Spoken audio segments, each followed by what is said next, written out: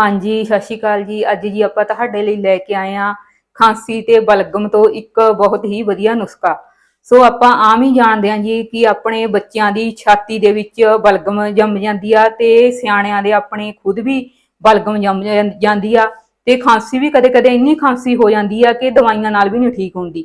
ਸੋ ਤੁਹਾਨੂੰ ਦਵਾਈਆਂ ਲੈਣ ਦੀ ਲੋੜ ਨਹੀਂ ਹੈਗੀ ਜੀ। ਸੋ ਅੱਜ ਆਪਾਂ ਤੁਹਾਨੂੰ ਇੱਕ ਬਿਲਕੁਲ ਦੇਸੀ ਤੇ ਸਸਤਾ ਜਿਹਾ ਨੁਸਖਾ ਦੱਸ ਰਹੇ ਹਾਂ। ਖਾਂਸੀ ਦੇ ਲਈ ਆਪਾਂ ਇਹ ਦੋ ਚੀਜ਼ਾਂ ਲੈ ਲਈਆਂ। ਇੱਕ ਤਾਂ ਸ਼ਹਿਦ ਹੈ, ਇੱਕ ਇਹਨੂੰ ਕਹਿੰਦੇ ਨੇ ਜੀ ਸੁਹਾਗਾ। ਇਹ ਬਿਲਕੁਲ ਦੇਸੀ ਨੁਕਤਾ ਜੀ। ਸਾਡੇ ਤਾਂ ਜਦੋਂ ਵੀ ਕਿਸੇ ਨੂੰ ਖਾਂਸੀ ਹੋ ਜੇ ਤਾਂ ਅਸੀਂ ਇਹੀ ਲੈਂਦੇ ਹਾਂ। ਇਹਦੇ ਨਾਲ ਜੀ ਆਪਾਂ ਦੇਖਿਆ ਠੰਡ ਦੇ ਮੌਸਮ ਦੇ ਵਿੱਚ ਜਾਂ ਉਂਝ ਵੀ ਕਈਆਂ ਨੂੰ ਖੰਘ ਇੰਨੀ ਜ਼ਿਆਦਾ ਹੋ ਜਾਂਦੀ ਆ ਵੀ ਦਵਾਈਆਂ ਨਾਲ ਠੀਕ ਹੀ ਨਹੀਂ ਹੁੰਦੀ ਹੈਗੀ।